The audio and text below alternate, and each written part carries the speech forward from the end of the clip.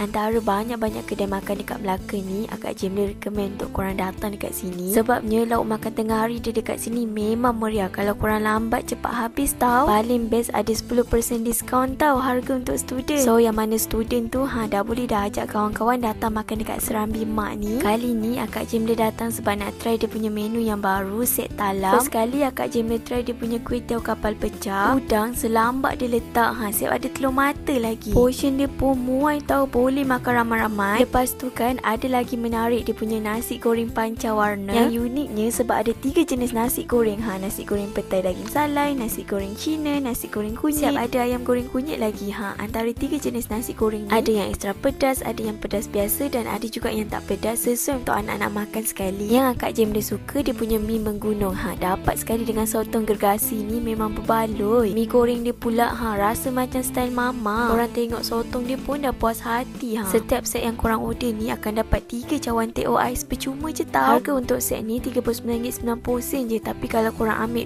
2 atau 3 set dapat lagi murah. So kalau korang cari kedai makan yang best dekat area Melaka ni, korang datang dekat Serambi Emak ni dekat MITC Melaka. Okay, bye. Assalamualaikum.